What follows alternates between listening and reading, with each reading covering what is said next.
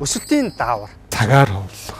Илчлэг багтаа хоолыг дасгал сургууль хөдөлгөөн. За ууралж явахдаа бол амьсгалын дасгалыг хийх юм бол маш үр дүнтэй. Цустай одоо жишээлбэл утхан гарч ийна гэдэг. Энэ нь л хавдарч хэлж байгаа. Цэвэрлэх үйлчлэгээр хөөгдөж гарна л гэсэн. Intermittent fasting буюу завсарлагаатай мацаг гэдэг. Насжилт нь бараг 2 дахин уртсан ийм.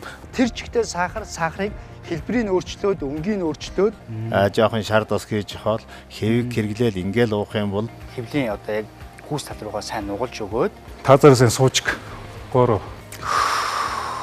энэ эсүүд маань цөөрчнө гэсэн үг.